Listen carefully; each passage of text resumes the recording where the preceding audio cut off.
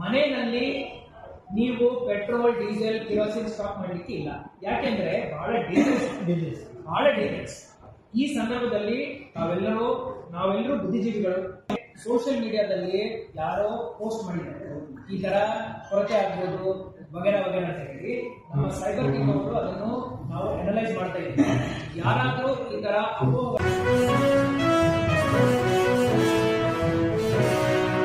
ಮನೆಯಲ್ಲಿ ನೀವು petrol, diesel, ಕಿರೋಸಿನ್ stock ಮಾಡಲಿಕ್ಕೆ ಇಲ್ಲ. ಯಾಕೆಂದ್ರೆ ಬಹಳ ಡೇಂಜರಸ್. ಈ ಸಂದರ್ಭದಲ್ಲಿ ನಾವೆಲ್ಲರೂ ಬುದ್ಧಿಜೀವಿಗಳು, ಪ್ರಜ್ಞಾವಂತರು. ನಾವು ಸ್ವಲ್ಪ ನಮ್ಮ ಪ್ರಜ್ಞೆಯನ್ನು ನಾವು ಉಪಯೋಗಿಸಬೇಕು. ಜಿಲ್ಲಾಡಳಿತದಿಂದ ನಾವು ಹೇಳ್ತಾ ಇದ್ವಿ, ಯಾವುದೇ ತೊಂದರೆ ಇಲ್ಲ. ಪೆಟ್ರೋಲ್ ಬಂಕ್ಗಳಲ್ಲಿ ಈಗ ನೀವೆಲ್ಲರೂ ಹೋಗಿ ನೋಡಿದ ನಂತರ ಅಲ್ಲಿ ಯಾರಿಗೆ ಬೇಕೋ ಅವರೇ ಇರಬೇಕು. ಅದು ನನ್ನ ನಿರೀಕ್ಷೆ. ಜನರು ಆ ನಿರೀಕ್ಷೆಗೆ ಸ್ಪಂದಿಸ್ತಾರೆ ಅಂತ ಹೇಳಿ ನನಗೆ ನಂಬಿಕೆ.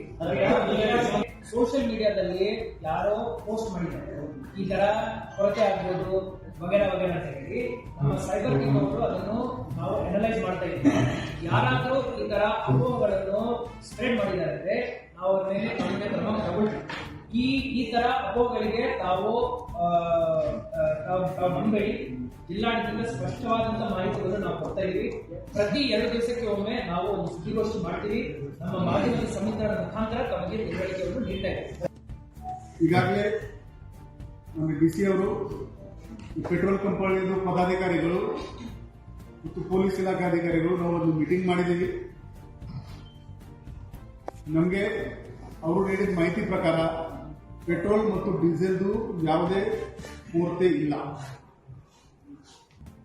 ನಾವು ಅವರಿಗೆ ಕೇಳಿದ್ವಿ, ಸಪ್ಲೈ ಡಿಸ್ಟ್ರಿಬ್ಯೂಷನ್ ನಲ್ಲಿ ವಾರ ಶುರುವಾಗುವ ಮುಂಚೆ ಮತ್ತು ಆಮೇಲೆ ನಿಮಗೆ ಯಾವುದೇ ವ್ಯತ್ಯಾಸ ಕಂಡು ಬಂದಿದೆ. ಪೆಟ್ರೋಲ್ ಮತ್ತು ಡೀಸೆಲ್ ನಲ್ಲಿ ಯಾವುದೇ ವ್ಯತ್ಯಾಸ ಕೂಡ ಕಂಡು ಬಂದಿಲ್ಲ.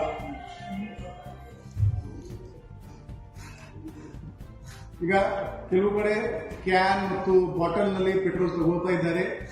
ಇವತ್ತು ಸಂಜೆಗೆ ನಾನು 50 ಪೆಟ್ರೋಲ್ ಪಂಪ್ ಓನರ್ ಯಾರಿದ್ದಾರೆ ಬೆಳಗಾವಿ ನಗರದಲ್ಲಿ, ಅವರ ರಿಪ್ರೆಸೆಂಟೇಟಿವ್ ಜೊತೆಗೆ ಒಂದು ಸಿಟಿ ಆಫೀಸ್ ನಲ್ಲಿ ಒಂದು ಮೀಟಿಂಗ್ ಮಾಡ್ತೀನಿ.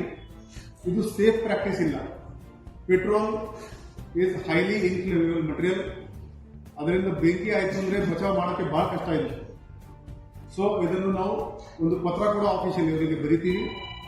ಯಾವುದೇ ಕಾರಣಕ್ಕೂ ಅವರು ಬಾಟಲ್ ಮತ್ತು ಕ್ಯಾನ್ ನಲ್ಲಿ ಪೆಟ್ರೋಲ್ ಕೊಡಬಾರ್ದು. ಈಗಾಗಲೇ ನೀವು ಹೇಳಿದಂಗೆ ಕೆಲವರು ಸೋಷಿಯಲ್ ಮೀಡಿಯಾದಲ್ಲಿ ವದಂತಿಯನ್ನು ಹಬ್ಬಿಸ್ತಾ ಇದ್ದಾರೆ. ಅದನ್ನು ಐಡೆಂಟಿಫೈ ಮಾಡೋಕ್ಕೆ ಒಂದು ತಂಡ ಮಾಡಿಕೊಂಡು ನಾವು ಅವರಿಗೆ ನೋಟಿಸಸ್ ಜಾರಿ ಮಾಡ್ತೀವಿ. ಅದು ಪೋಸ್ಟ್ ಡಿಲೀಟ್ ಮಾಡೋಕ್ಕೆ ಹೇಳ್ತೀವಿ ಮತ್ತು ಅವಶ್ಯಕತೆ ಇದ್ರೆ ಕಾನೂನು ರೀತ್ಯ ಕೂಡ ಅವರ ಮೇಲೆ ಕ್ರಮ ತಗೋಬೇಕು. ಕೆಲವರು ಈ ಪ್ಯಾನಿಕ್ ಬೈಯಿಂಗ್ ಮಾಡ್ತಾ ಇದ್ದಾರೆ. ಒಂದು ರಾಮದೇವ್ ಹೋಟೆಲ್ ಹತ್ರ ಒಂದು ಜಗಳ ಕೂಡ ಆಗಿದೆ. ದಯವಿಟ್ಟು